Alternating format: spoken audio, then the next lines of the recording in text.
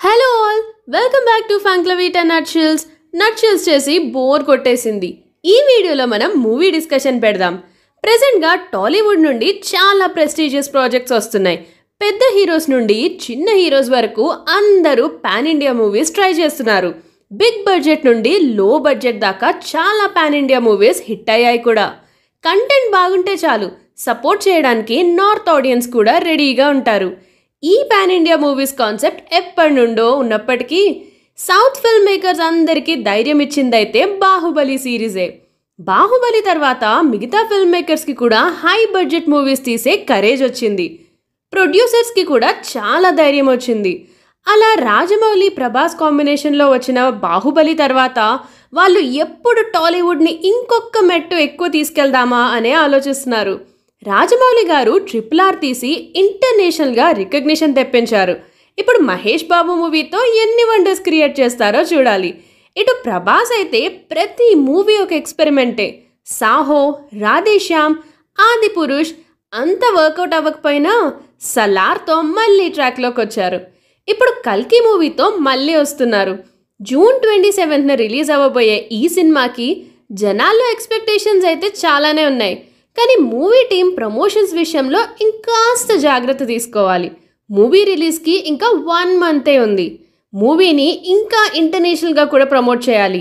ఎందుకంటే ఇది మిగతా మూవీస్ లాగా నార్మల్ మూవీ అయితే కాదు. ప్రాపర్గా ఎగ్జిక్యూట్ చేస్తే మాస్టర్ పీస్ అయ్యే ఛాన్స్ కూడా ఉంది. నాగ్ అశ్విన్ గారు చాలా జాగ్రత్త తీసుకొని మూవీ తీశారని తెలుస్తుంది. ఈ మధ్య పాన్ ఇండియా మూవీస్ పోస్ట్పోన్ అయ్యే న్యూస్ ఎక్కువగా వినిపిస్తుంది. మూవీ పోస్ట్పోన్ అవడం వల్ల మూవీ ఇంపాక్ట్ ఎంతో కొంత తగ్గుతుంది. కానీ ప్రభాస్ లాంటి స్టార్ హీరోల ఫిల్మ్ అయితే టాక్ బాగుంటే ఎన్నిసార్లు పోస్ట్పోన్ అయినా కూడా థియేటర్స్కి రావడానికి ఆడియన్స్ ఎప్పుడూ రెడీగానే ఉంటారు. నాకైతే పర్సనల్గా లో ఎక్స్పెక్టేషన్సే ఉండే ఈ సినిమా మీద. కానీ ఎప్పుడైతే అమితాబ్ బచ్చన్ గారి టీజర్ వచ్చిందో అప్పుడు కొంచెం హైప్ అయితే బిల్డ్ అయింది. ఇంకా రీసెంట్గా వచ్చిన బుజ్జి టీజర్కి అయితే మైండ్ బ్లాక్ అయిపోయింది. ఆ ప్లానింగ్కి, ఆ ఎగ్జిక్యూషన్కి నాగ్ అశ్విన్ గారికి హ్యాట్స్ ఆఫ్. ఈ సినిమా టాక్ ఒకవేళ పాజిటివ్గా వస్తే ఇది టాలీవుడ్ చరిత్రనే తిరగరాస్తుంది. మన టాలీవుడ్లో బాహుబలి లాంటి హై బడ్జెట్ మూవీస్ చాలానే వచ్చాయి. మన తెలుగు ఫిల్మ్ మేకర్స్ చాలా వరకు టచ్ చేసేది కమర్షియల్ మూవీసే. కొత్త డైరెక్టర్స్ ఏమో హారర్, లేకపోతే కామెడీ, లేకపోతే రెండు కలిపి తీస్తున్నారు. ఈ మధ్య న్యూ ఫిల్మ్ మేకర్స్ కూడా అప్డేట్ అయి మంచి థ్రిల్లర్ ఫిల్మ్స్ తీస్తున్నారు. అటు పెద్ద డైరెక్టర్స్ కమర్షియల్ కాకపోతే పీరియడ్ డ్రామాస్ తీస్తున్నారు. పాన్ ఇండియా మూవీస్కి పీరియడ్ డ్రామా అంటే చాలా గ్రాండ్గా చూపించవచ్చు అండ్ బడ్జెట్లోనే కంప్లీట్ చేయడానికి కూడా ట్రై చేయొచ్చు. కానీ సైన్స్ ఫిక్షన్ మూవీస్ అలా కాదు. అందులోనూ ఫ్యూచర్లో జరిగే స్టోరీ కాబట్టి అంతా కొత్తగా చూపించాలి.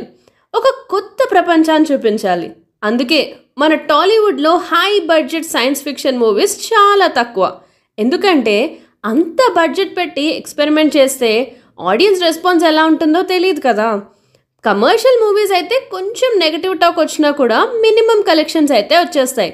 కానీ సైన్స్ ఫిక్షన్ మూవీకి ఒకవేళ నెగటివ్ టాక్ వస్తే మన ఆడియన్స్ మాత్రం అస్సలు థియేటర్స్కి వెళ్ళడానికి ఇంట్రెస్ట్ చూపించారు. కాబట్టి ఇంత రిస్క్ ఫ్యాక్టర్ పెట్టుకొని కూడా హై బడ్జెట్లో సైన్స్ ఫిక్షన్ మూవీ తీస్తున్న ఆ మూవీ టీమ్ గట్స్కి మెచ్చుకోవాలి. ఇలాంటి మూవీస్లో క్వాలిటీ అనేది మోస్ట్ ఎసెన్షియల్ థింగ్. ఈ క్వాలిటీ VFXకి ఒకవేళ ఆడియన్స్ కనెక్ట్ అయితే పిల్లల నుండి పెద్దల వరకు అందరూ థియేటర్స్కి వెళ్తారు. మన చిన్నప్పుడు వచ్చిన రోబో సినిమానే ఒక ఎగ్జాంపుల్. ఎంత సైన్స్ ఫిక్షన్ అయినా కూడా ఆడియన్స్ అందరినీ థియేటర్స్కి రప్పించుకున్నారు శంకర్ గారు. హాలీవుడ్ వాళ్ళు తీసినట్టు సైన్స్ ఫిక్షన్ మూవీ మన వాళ్ళు తీస్తే విజువల్స్ బాగుండొచ్చు, కానీ ఆ స్క్రీన్ ప్లేకి మన వాళ్ళు కనెక్ట్ అవ్వరు. మన ఆడియన్స్కి సైన్స్ ఫిక్షన్ మూవీ అయినా కూడా కమర్షియల్ వేలో రిప్రజెంట్ చేస్తేనే కనెక్ట్ అవుతారు. ప్రభాస్ గారు ఒక ఇంటర్వ్యూలో చెప్తారు, ఈ సినిమాలో తన క్యారెక్టరే చాలా ఫన్ ఉండేలా డిజైన్ చేశారు అని. అండ్ రీసెంట్గా వచ్చిన బుజ్జి టీజర్ చూస్తుంటే సినిమాలో కామెడీ బాగానే ఉంటుందనిపిస్తుంది అండ్ యాక్షన్ ఎలాగో ఉంటుంది, థ్రిల్లర్లా కూడా ఉండేలా ఉంది. ఇవన్నీ కాకుండా కల్కి, అశ్వత్థామ, కాళీ రోల్స్ పెట్టి ఇంకా క్యూరియాసిటీ పెంచేశారు. ప్రభాస్, దీపికా పడుకోన్, అమితాబ్ బచ్చన్, కమల్ హాసన్, దుల్కర్ సల్మాన్, ఇంకా వేరే సెలబ్రిటీస్ పేర్లు కూడా వినిపిస్తున్నాయి. ఇంతమందిని నాగ్ అశ్విన్ గారు ఎలా హ్యాండిల్ చేస్తారో చూడాలి. ఇంత ప్రెస్టీజియస్గా తీసినప్పుడు ఆబ్వియస్గా జనాల్లో హైప్ అనేది ఉంటుంది. సో ఎంత సైన్స్ ఫిక్షన్ మూవీ అయినా కూడా కమర్షియల్ ఎలిమెంట్స్ మిస్ అవ్వవు అనిపిస్తుంది. అసలే ఈ సమ్మర్లో పెద్ద సినిమాలు లేవు. సినిమాలు లేక థియేటర్స్ కూడా మూసుకోవాల్సిన పరిస్థితి వచ్చింది. ఎప్పుడో సంక్రాంతికి వచ్చాయి అంతే. మళ్ళీ ఇంతవరకు ఒక్క పెద్ద సినిమా కూడా రాలేదు. ఇప్పుడు జూన్ 27న రాబోయే కల్కితో థియేటర్స్కి మళ్ళీ పూర్వ వైభవం వస్తుందేమో చూడాలి. అవన్నీ పక్కన పెడితే మూవీలో మెయిన్ క్యారెక్టర్స్ని ఒక్కొక్కటి ఇంట్రడ్యూస్ చేస్తున్నారు మూవీ టీం వాళ్ళు. కానీ ఇంతవరకు కమల్ హాసన్ గారి రోల్ గురించి ఏం చెప్పలేదు. ట్రైలర్లో ఆయన చూపిస్తారేమో చూడాలి. ఇక విజువల్స్ గురించి మాట్లాడుకుంటే మూవీ టీం విజువల్స్ గురించి ఎంత కష్టపడ్డారో ఈ టీజర్స్ చూస్తుంటే తెలుస్తుంది. మూవీలో అమితాబ్ బచ్చన్ గారి యంగర్ వర్షన్ రోల్ ఉంటుంది. ఆ రోల్ ఎంతసేపు ఉంటుందో తెలియదు, కానీ ఆ రోల్కి ఎవరైనా యంగ్ యాక్టర్స్ని కూడా పెట్టుకోవచ్చు. కానీ మూవీ టీం అలా ఆలోచించలేదు. డీ ఏజింగ్ యూజ్ చేసి అమితాబ్ గారిని యంగ్గా చూపించారు. అంత అవసరం లేదు. అయినా కూడా మూవీ టీం అంత కష్టపడుతున్నారంటే వాళ్ళు మూవీని ఎంత ఓన్ చేసుకుని వర్క్ చేస్తున్నారో అర్థమవుతుంది. ఇంకా ఈ బుజ్జి అయితే నెక్స్ట్ లెవెల్ అసలు. కీర్తి సురేష్ గారి వాయిస్ పర్ఫెక్ట్గా సెట్ అయింది. ఆ కార్ని కేవలం విఎఫ్ఎక్స్ యూజ్ చేసి ఆది పురుష్ లాగా కార్టూన్ లాగా చూపించకుండా రియల్గానే ఒక కార్ మోడల్ని డిజైన్ చేశారు. అసలు ఈ బుజ్జిని చూస్తుంటే నిజంగా హాలీవుడ్ రేంజ్లో ఉంది. ఈ ఫస్ట్ గ్లిమ్స్లో విజువల్స్ చూస్తుంటే ఒక మినీ స్టార్ వార్సే తీస్తున్నట్టు అనిపిస్తుంది. వాళ్ళ డ్రెస్సింగ్ స్టైల్ కావచ్చు, ఆ లొకేషన్స్ కావచ్చు, వాళ్ళ దగ్గర ఉన్న వెపన్స్ కావచ్చు, ఏ ఒక్కటి కూడా ప్రెజెంట్ టైమ్ లైన్లో ఉన్నట్టు ఉండదు.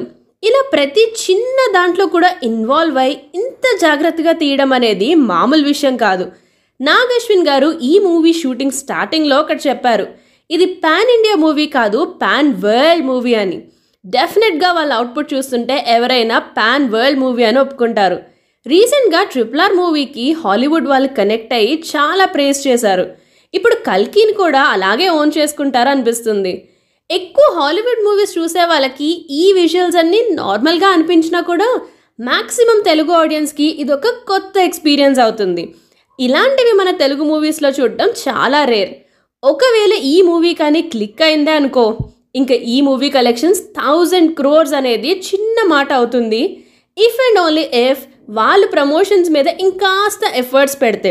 రీసెంట్గా రిలీజ్ అయిన బుజ్జి టీజర్ గురించి మాట్లాడుకుంటే ఒక్కో లాంగ్వేజ్కి ఒక్కో టీజర్ ఎందుకు అనుకున్నారో ఏమో కానీ ఒక్క టీజర్లోనే అన్ని లాంగ్వేజెస్కి కలిపి డైలాగ్స్ని యూజ్ చేశారు. Actually that's a good thought. చూడండి ఆ విజువల్స్ ఎంత క్వాలిటీగా ఉన్నాయో. నాకు ప్రతిసారి హీరో సూట్ మీదే ఫోకస్ వెళ్తుంది. హాలీవుడ్లో ప్రతి సూపర్ హీరోకి ఒక సూట్ ఉన్నట్టు మన ప్రభాస్కి కూడా చాలా యూనిక్గా సూట్ని డిజైన్ చేశారు. ఖచ్చితంగా మూవీ క్లైమాక్స్లో ఈ సూట్ ట్రూ పవర్స్ని రివీల్ చేస్తారనిపిస్తుంది.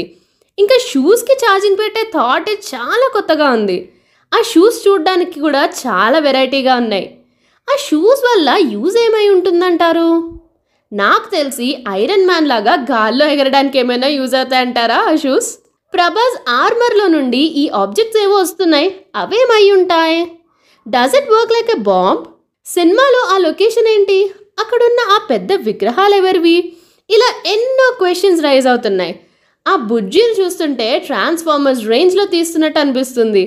గాల్లో ఎగిరే different type of space ships, vehicles ఇలాంటివి హాలీవుడ్లో చూసినా కూడా ఒక తెలుగు సినిమాలో ఇంత కొత్తగా ఆలోచించి ఇంత గొప్పగా ఎగ్జిక్యూట్ చేయడం అనేది మామూలు విషయం కాదు.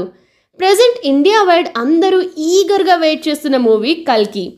ఈ మూవీ ఎన్ని రికార్డ్స్ బ్రేక్ చేస్తుందో చూడాలి. ఇన్ని ఇంపార్టెంట్ క్యారెక్టర్స్ని పెట్టుకుని ఇంత గ్రాండ్గా తీస్తున్నారంటేనే స్టోరీ ఎంత స్ట్రాంగ్గా ఉందో అర్థం చేసుకోవచ్చు. అందులోనూ 2 partsగా వస్తుంది ఈ మూవీ. కమల్ హాసన్ గారు ఈ పార్ట్లో గెస్ట్ రోల్ అని చెప్పారు. మేబీ పార్ట్ 2లో ఫుల్ లెంత్ నెగిటివ్ రోల్ ఉండొచ్చు. ఈ మూవీలో విజువల్స్కి కూడా పేరు పెట్టాల్సిన పని లేదు. ఈ మూవీ వర్కౌట్ అవ్వాలంటే ఇంకా మిగిలింది స్క్రీన్ ప్లేనే. స్క్రీన్ ప్లే ఒక్కటి ప్రాపర్గా రాసి ఎగ్జిక్యూట్ చేస్తే మాత్రం ఈ మూవీని ఎవ్వరూ ఆపలేరు. మరి చూడాలి ఈ మూవీ ఏమవుతుందో. మీలో ఎంతమంది ఈ మూవీ కోసం వెయిట్ చేస్తున్నారో కమెంట్ చేసి చెప్పండి. ఈ రోజుకి ఇంతే అండి. మళ్ళీ నెక్స్ట్ వీక్ కలుద్దాం. నేను మీ సౌజన్య, సైనింగ్ ఆఫ్.